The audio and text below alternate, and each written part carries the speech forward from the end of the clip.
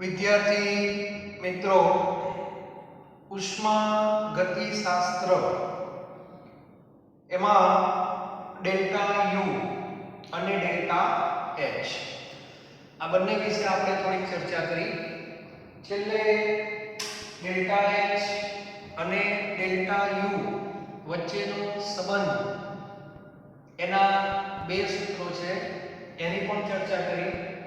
પ્રક્રિયાઓ માટે કોણ મોટું હોય કોણ નાનું હોય એના માટે મોલ ધ્યાનમાં લેવાના હોય છે અને એનો કઈ રીતે ઉપયોગ કરવો એની પણ આપણે ચર્ચા કરી છે. આજે હું તમને એક એવી રાશિની વાત કરીશ જે ખૂબ અગત્યની રાશિ છે અને એનો સંબંધ આમ કોઈ ભૌતિક કે રાસાયણિક પ્રક્રિયા સાથે નથી. આ એક વસ્તુ પહેલા ક્લિયર હોવી જોઈએ. હું વારંવાર તમને કહું છું કે કેમિસ્ટ્રીમાં બે જ પ્રક્રમ આપણે ધ્યાનમાં લઈશું, ભૌતિક અને રાસાયણિક. ભૌતિકમાં ત્રણ ઘટનાઓ છે. ઘનમાંથી પ્રવાહી એને ગલન કહેવાય અને જે તાપમાને થાય એને ગલન બિંદુ કહેવાય. પ્રવાહીમાંથી વાયુ એ ઉત્કલન કહેવાય, જે તાપમાને થાય એને ઉત્કલન બિંદુ કહેવાય. ઘનમાંથી વાયુ એને ઉર્ધ્વપાતન કહેવાય, સબ્લિમેશન, અને જે તાપમાને થાય એને ઉર્ધ્વપાતન બિંદુ કહેવાય. આ બધા પ્રક્રમો ભૌતિક છે. રાસાયણિક એટલે પ્રક્રિયકમાંથી નિપજે, બરાબર? અને ભૌતિક હોય કે રાસાયણિક હોય, નિશ્ચિત તાપમાને જ થાય, નિશ્ચિત દબાણે જ થાય. બધા જ ભૌતિક પ્રક્રમો એક વાતાવરણ દબાણે થતા હોય છે, બાહ્ય દબાણ. ભૌતિક પ્રક્રમો ગલન છે તો એ ગલન બિંદુ કહેવાય, ઉત્કલન છે તો ઉત્કલન બિંદુ કહેવાય, ઉર્ધ્વપાતન છે તો ઉર્ધ્વપાતન બિંદુ કહેવાય. એ બધું આપણે આગળ અલગથી વિચારશું. આજે હું તમને જે રાશિની વાત કરીશ એનો સંબંધ તમને ફરી કહું, ભૌતિક કે રાસાયણિક પ્રક્રમ સાથે નથી, બરાબર? ધ્યાન રાખજો. અને એ રાશિનું નામ છે, અત્યારે જે આપણી નવી બુક છે એમાં ઉષ્મા ધારિતા એવું લખેલું છે, ઉષ્મા ધારિતા. જૂની બુક જો આપણી પાસે હોય, રેફરન્સ બુક, તેની અંદર ઉષ્મા ક્ષમતા લખેલો છે, બરાબર? અને અંગ્રેજીમાં આને હીટ કેપેસિટી એવું કહે છે, હીટ કેપેસિટી, બરાબર? ધ્યાન રાખજો. ટેક્સ્ટબુકમાં બહુ વિચિત્ર રીતે એની સમજણ આપેલી છે. આપણે પહેલેથી જ આપણો પ્રયત્ન છે કે સરળ ભાષામાં વસ્તુને સમજવી. તો તમારે મને ખાલી જવાબ આપવાનો કે માની લો કે આ x નામનો કોઈ પદાર્થ છે, બરાબર? અત્યારે કયા તાપમાને હશે? તો અત્યારે 25°C તાપમાને હશે. એટલે અત્યારે 25°C પ્રમાણે એની પાસે ઉષ્માનો જથ્થો છે. હવે મારે આ પદાર્થને 25 માંથી, આનો જ પદાર્થ 25 માંથી મારે એને 26 માં લઈ જવો છે. એનો સીધો અર્થ એવો થયો કે મારે એનું જે તાપમાન છે એ કેટલું વધારવું છે? 1 ડિગ્રી. આને T1 કહેવાય, આને T2 કહેવાય. તો ડેલ્ટા T કેટલા થશે? T2 - T1 એટલે 1°C આવે, અથવા 1° કેલ્વિન આવે. આવું લખી છે. ઘણા વિદ્યાર્થી ઊભા થઈ જશે કે સાહેબ સેલ્સિયસ અને કેલ્વિન સરખા થોડા હોય. તો વિદ્યાર્થીઓ ખાસ મગજની અંદર ક્લિયર રાખજો, T અને ડેલ્ટા T બંને વસ્તુ અલગ છે. આને તાપમાન કહેવાય, આને તાપમાનમાં થતો ફેરફાર કહેવાય, બરાબર? તાપમાનમાં સેલ્સિયસ અને કેલ્વિન સરખા ન હોય, બરાબર? એમાં 270 ઉમેરવા પડે. આમાં ઉમેરવાના નથી, કારણ કે આ તફાવત છે. અને બે તાપમાનનો તફાવત તમે સેલ્સિયસમાં લો કે કેલ્વિનમાં લો, જવાબ સરખો જ આવે. કારણ તફાવત લેવાથી 273 ની જે અસર છે એ નાબૂદ થઈ જાય। દાખલા તરીકે જુઓ, અત્યારે બધી ચર્ચા મેં સેલ્સિયસમાં કરી કે ના કરી? આ બધી ચર્ચા જો મારે કેલ્વિનમાં કરવી હોય તો 25 જે છે એના 298 કેલ્વિન થાય કે ના થાય? અને 26 ના 299 કેલ્વિન થાય કે ના થાય? હવે તફાવત જો તમારે સેલ્સિયસમાં લેવો હોય તો T1 અને T2 સેલ્સિયસમાં લેવો પડે। તફાવત જો તમારે કેલ્વિનમાં લેવો હોય તો T1 અને T2 કેલ્વિનમાં લેવો પડે। તો 26 ઓછા 25 એક 299 માઈનસ 298 જવાબ એક જ આવે। તો મગજમાં ક્લિયર હોવું જોઈએ। તો આ મુદ્દો પણ બહુ અગત્યનો છે। એટલે ક્યારે 273 ઉમેરવા ક્યારે ન ઉમેરવા એનું નોલેજ તમારી પાસે હોવું જોઈએ। ક્લિયર? ચાલો હવે ધ્યાન આપજો। તો મારો હેતુ એ છે કે મારે આ પદાર્થને 25 માંથી 26 માં લઈ જવું છે। સમજાય છે? પદાર્થની અવસ્થા એની એ જ છે। દાખલા તરીકે આ પદાર્થ પાણી છે તો 25 એ પાણી જ હોય અને 26 એ શું હોય? એ પાણી જ હોય। ગેસ તો ક્યારે બને? સોય બને। બરાબર? તો મારો કહેવાનો અર્થ એ છે કે અત્યારે મારે 25 માંથી 26 એટલે દ્રવ્યનું તાપમાન, પ્રણાલીનું તાપમાન 1 સેલ્સિયસ અથવા 1 કેલ્વિન જેટલું વધારવું છે। તેમને એમ તો વધે નહીં, તો એના માટે જે ઉષ્માનો જથ્થો જોઈએ, જે આપણે એને ઉષ્મા આપવી પડે, એને ઉષ્માધારિતા કહેવાય। શું કહેવાય? ઉષ્માધારિતા અથવા ઉષ્મા ક્ષમતા। તો દરેક વિદ્યાર્થી સૌથી પહેલા ઉષ્માધારિતા એવું ટાઇટલ લખો, ઉષ્મા ક્ષમતા અને એની વ્યાખ્યા લખો, બોલી પ્રમાણે લખો। કોઈ પણ પદાર્થનું તાપમાન 1 સેલ્સિયસ અથવા 1 કેલ્વિન જેટલું વધારવા માટે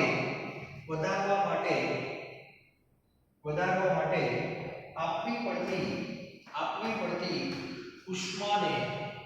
પડતી ઉષ્માને ઉષ્માધારિતા કહે છે। ઉષ્માધારિતા કહે છે। એટલે લખો, એટલે કે Q એટલે ઉષ્મા directly proportional to delta T એવું લખાય છે।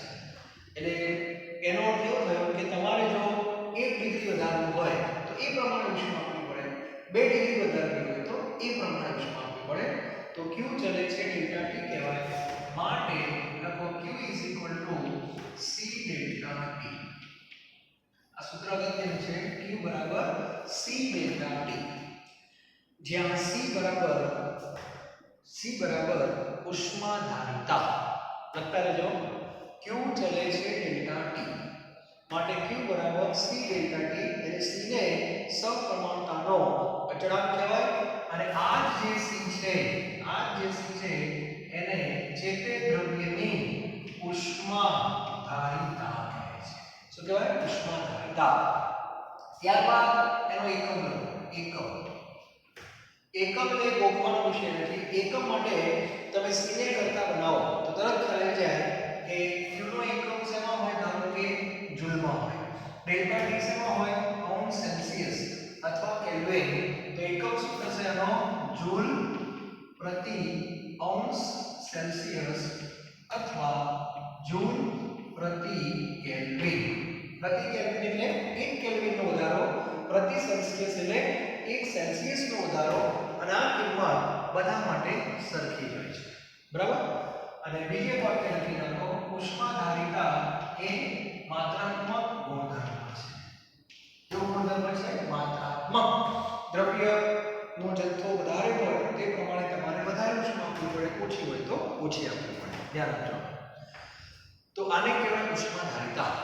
હવે આ જે એકમ છે ઉષ્માધારિતા, એને વધારે સચોટ રીતે આપણે વર્ણન કરવાનું છે। કેમ?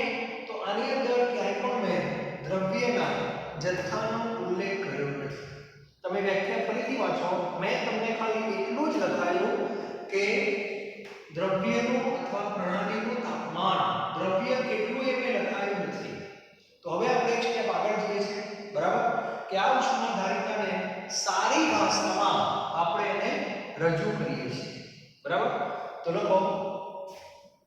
આગળ પોઈન્ટ ઉષ્માધારિતાને લખો ઉષ્માધારિતાને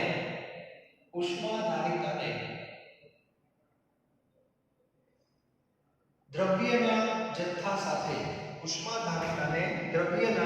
જથ્થા સાથે જોડતા નંબર 1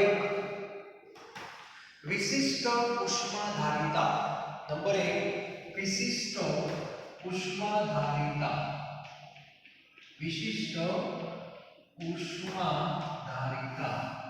અને નંબર 2 મોલર ઉષ્માધારિતાને વ્યાખ્યાયિત કરવામાં આવે છે. વિશિષ્ટ ઉષ્માધારિતા અને નંબર 2 મોલર ઉષ્માધારિતાને વ્યાખ્યાયિત કરવામાં આવે છે. બરાબર. હવે લખો વિશિષ્ટ ઉષ્માધારિતા. આ જ વસ્તુ છે પણ આમાં હું દ્રવ્યનો જે જથ્થો છે એનો હું શું કરીશ ઉલ્લેખ કરીશ. તો લખો હવે આની એક વસ્તુ x પણ આ x કેટલું છે તો કે ભાઈ 1 ગ્રામ છે. કેટલું છે 1 ગ્રામ. તો લખો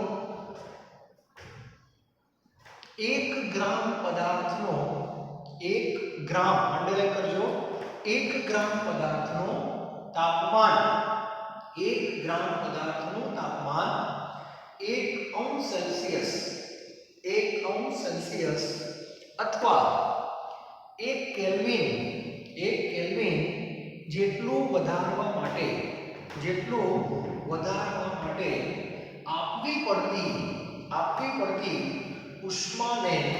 આપવી પડતી ઉષ્માને વિશિષ્ટ ઉષ્માધારિતા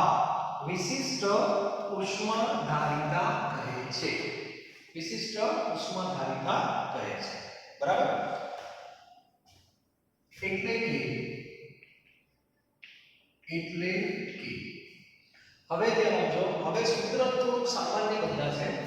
Q બરાબર mc ડેલ્ટા. આ રીતે ટૂંકમાં આમાં દ્રવ્યના જથ્થાનો પણ ઉલ્લેખ આપણે કરી દીધો. Q બરાબર mc ડેલ્ટા t. લખો જ્યાં Q બરાબર ઉષ્માનો કુલ જથ્થો. લખતા રહેજો.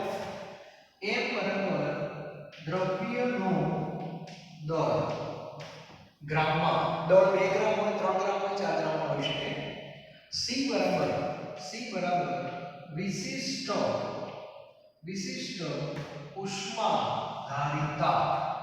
ઉષ્માધારિતા અને ડેલ્ટા t બરાબર તાપમાનનો ફેરફાર. ચલો આનો એકમ શું હશે? બરાબર.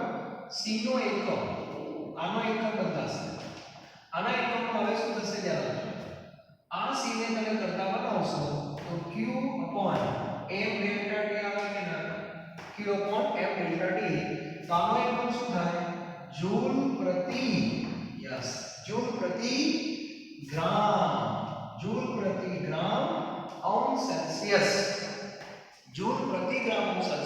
એનો અર્થ કે આ જે કિંમત હશે એ કેટલા ગ્રામને લાગુ પડશે? 1 ગ્રામ. અને કેટલું તાપમાન વધારવા માટે? 1 અંશ સેલ્સિયસ. એટલે તમારી પાસે 50 ગ્રામ દ્રવ્ય હોય તો ગુણ્યા 50 કરવો પડે. બરાબર. એ રીતે આનો ઉપયોગ અમે કરીએ છીએ, તમને ખ્યાલ આવી જશે. અત્યારે વિશિષ્ટ ઉષ્માધારિતા 1 ગ્રામને લાગુ પડે છે. બરાબર. એ ખબર હોવી જોઈએ. અને c નો એકમ લખી નાખો જૂલ પ્રતિ ગ્રામ સેલ્સિયસ. આનો ઉપયોગ કેમ કરવો હું તમને એની એપ્લિકેશન આખી સમજાવીશ, તમને બહુ મજા આવશે. બરાબર. ત્યારબાદ લખો વિશિષ્ટ ઉષ્માધારિતા એ વિશિષ્ટ ગુણધર્મ છે. આ વિશિષ્ટ છે 1 ગ્રામના સંદર્ભમાં છે માટે. ચાલો ત્યારબાદ નંબર 2 વિશિષ્ટ જે છે એ કાઢી નાખો. એની જગ્યાએ લખો મોલર ઉષ્માધારિતા. તો આધુનિક રીત તમને ખબર છે કે દ્રવ્યનો જથ્થો આપણે મોલમાં બતાવીએ છીએ. તો વ્યાખ્યા લખો મોલર ઉષ્માધારિતા. એમાં 1 ગ્રામની જગ્યાએ શું લખવાનું? 1 મોલ. લખો 1 મોલ પદાર્થનું તાપમાન 1 મોલ પદાર્થનું સેલ્સિયસ અથવા 1 કેલ્વિન જેટલું વધારવા માટે આપવી પડતી ઉષ્માને મોલર ઉષ્માધારિતા કહે છે. મોલર ઉષ્માધારિતા કહે છે. બરાબર, આટલું ક્લિયર હોવું જોઈએ.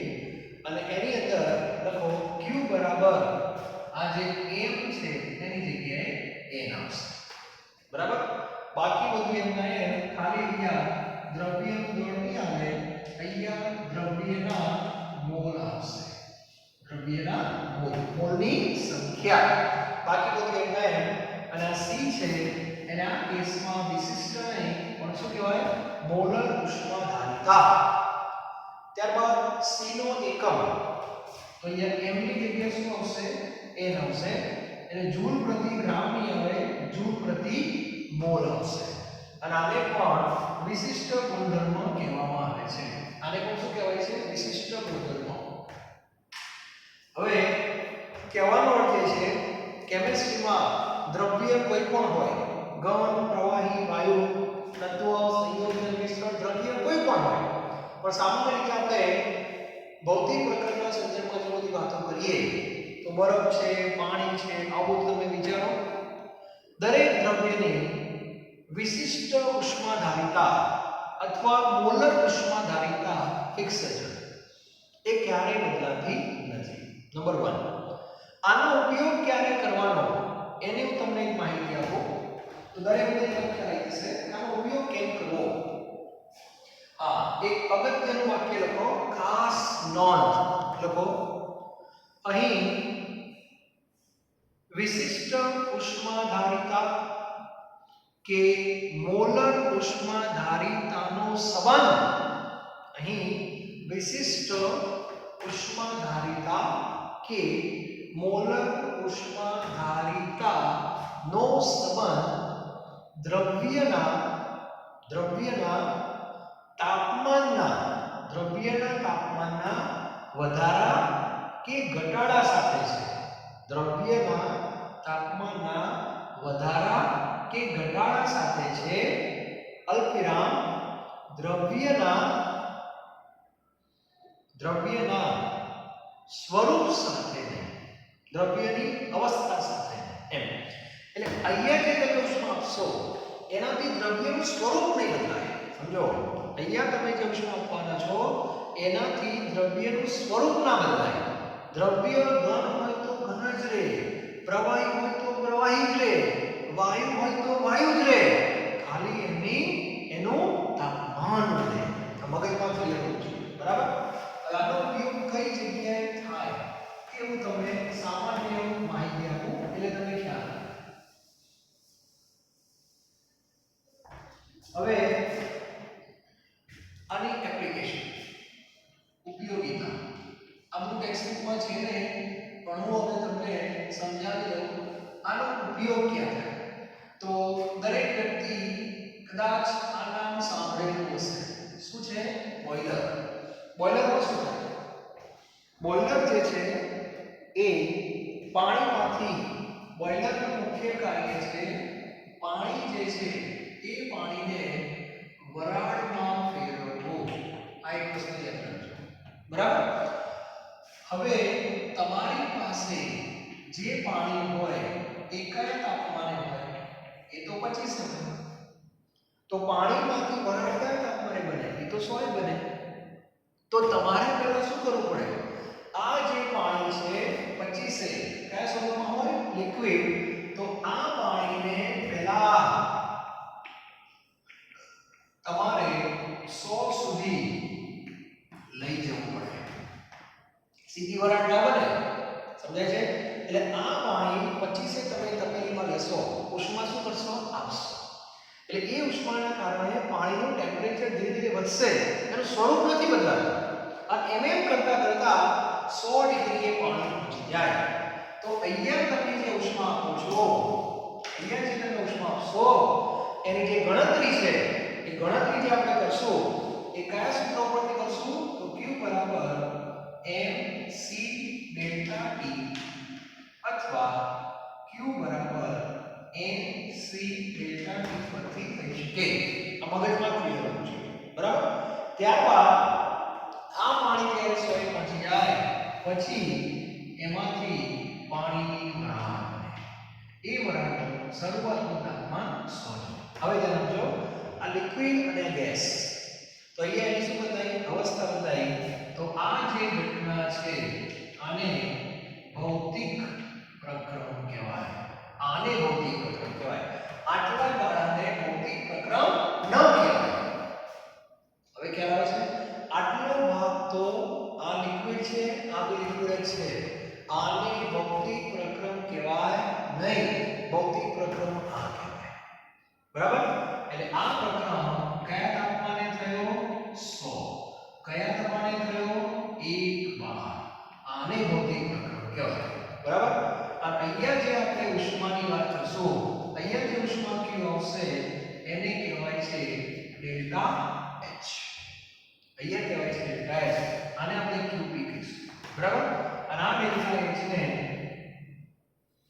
મોલર બાષ્પન એન્થાલ્પી એવું છે. મોલર બાષ્પન એન્થાલ્પી, બરાબર. એ પછીની વાત છે. એટલે આ એક વસ્તુ મગજમાં તમારે ક્લિયર હોવું જોઈએ.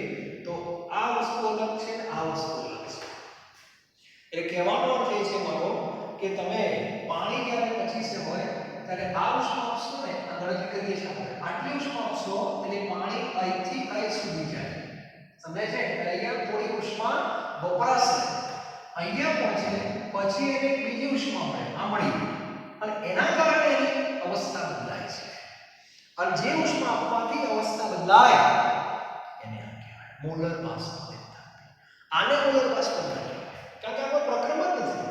આ તો માત્ર પ્રણાલીનું તાપમાન વધારવા માટે છે. એટલે પાણીને તમારે પહેલા 25 થી 100 સુધી લાવવું પડે, પછી 100 એને એક ઉષ્મા મળે એટલે સીધે વરાળમાં જતું રહે.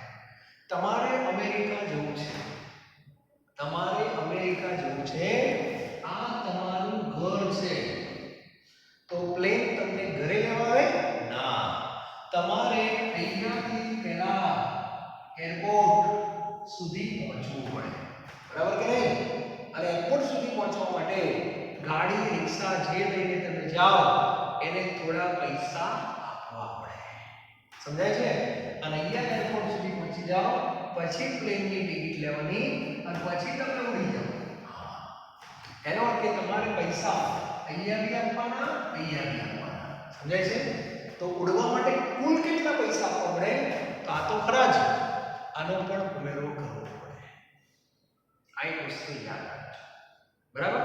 તો એના જેવું છે યાર, કોઈ પણ દ્રવ્યનું જ્યારે સ્વરૂપ બદલાય રૂમ તાપમાને ના બદલાય, એ તો એના ગલન બિંદુ અથવા ઉત્કલન બિંદુએ બદલાતા હોય.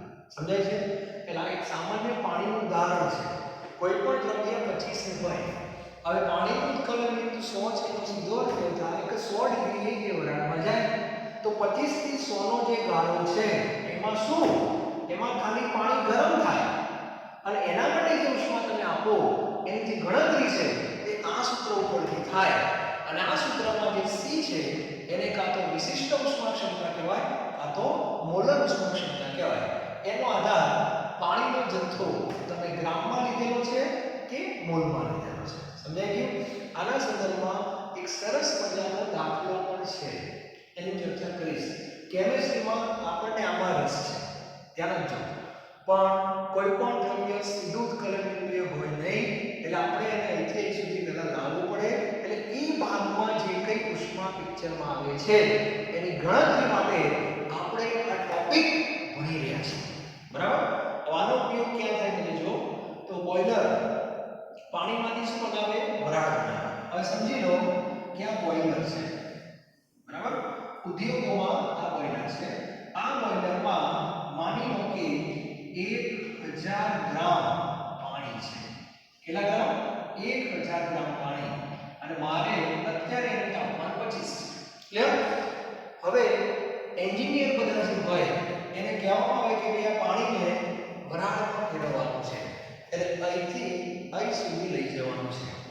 તેના માટે આપણે કેટલી ઉષ્મા ભઠ્ઠીમાંથી ઉષ્મા કેટલી આપણે એને આપશું તો એ ગણતરી કરવી પડે. ઉદ્યોગોમાં ગણતરી થાય. પણ ગણતરી કરે કે આપણે આને કેટલી ઉષ્મા આપશું. તેના માટે એ લોકો કાગળ ઉપર બેઠા બેઠા પહેલા ગણતરી કરે, સીધું ચાલ ના કરતી ભઠ્ઠો. સમજાય છે?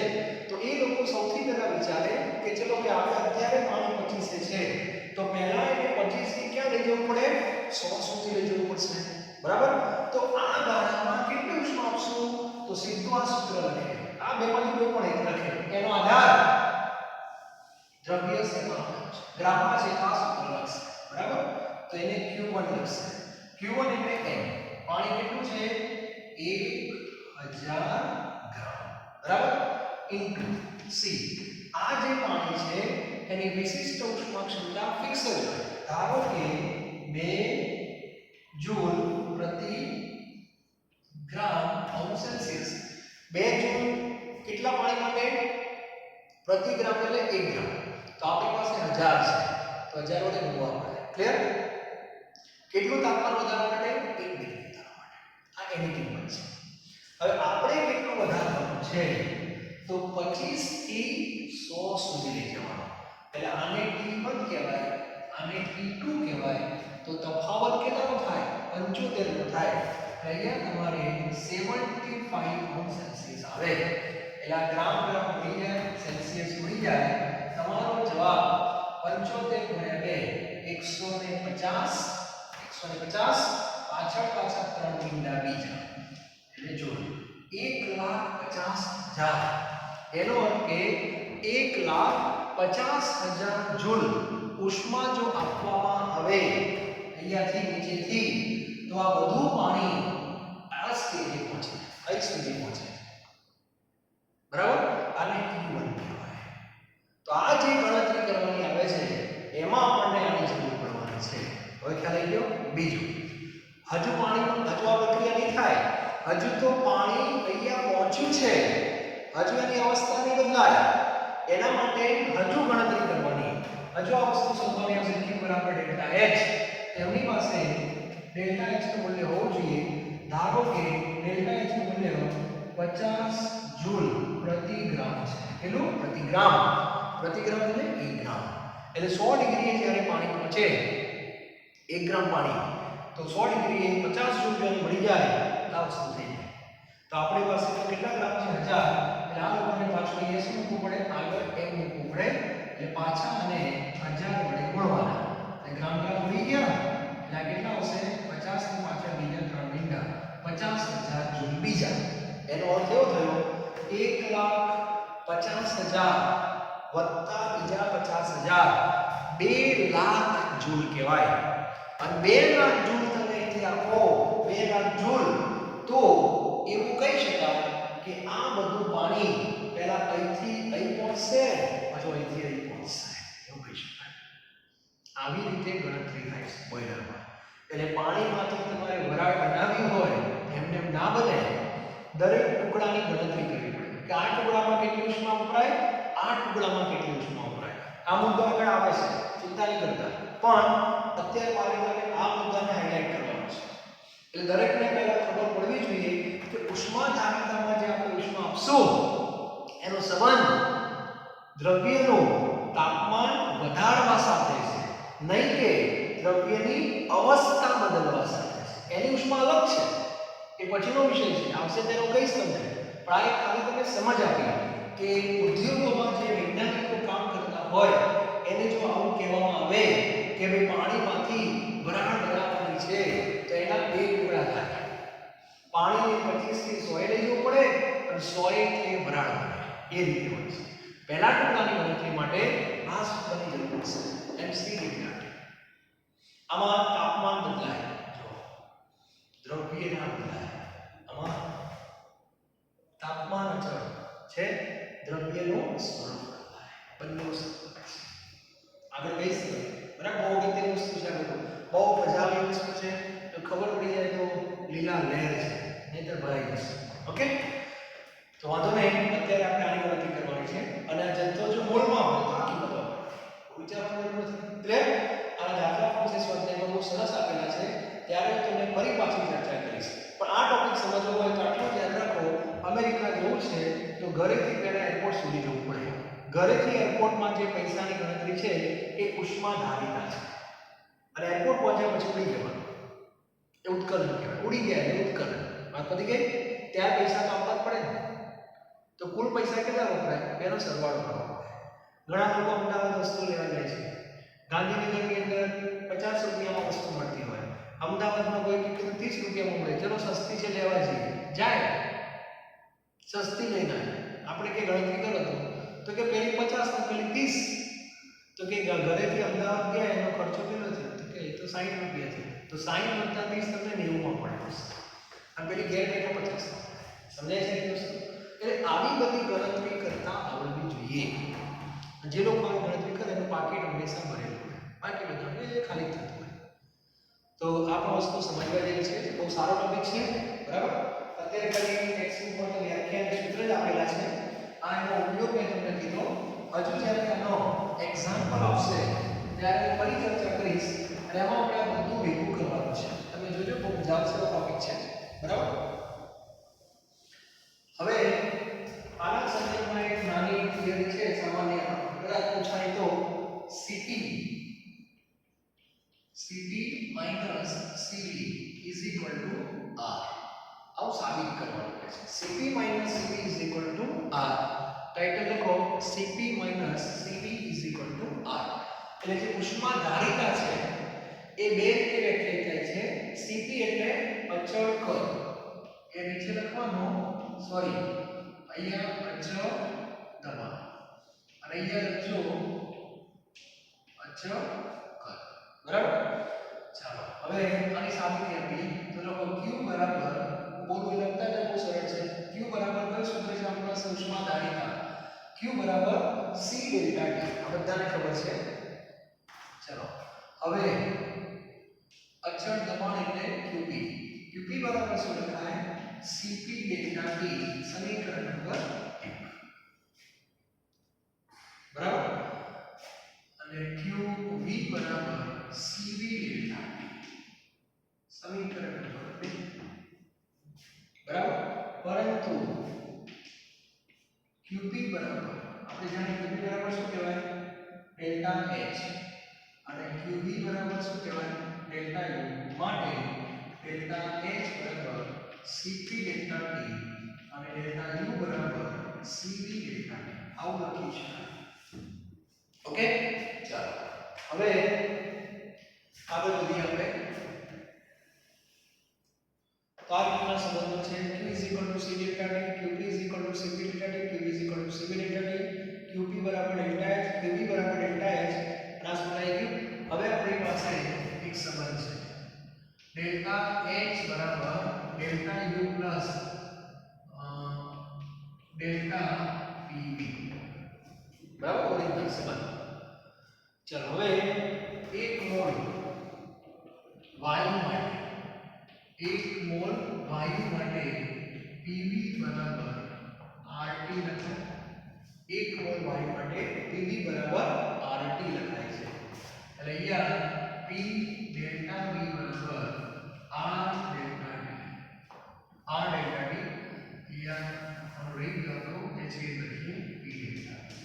બસ આ તાપમાનમાં ફેરફાર થાય એટલા. ઓકે, તો 1 મોલ વાયુ માટે PV બરાબર RT માટે P ડેલ્ટા T બરાબર R ડેલ્ટા T અચળ દબાણ. ઓકે, હવે કિંમત મૂકો તો શું થાય? ડેલ્ટા H બરાબર delta U plus R delta T.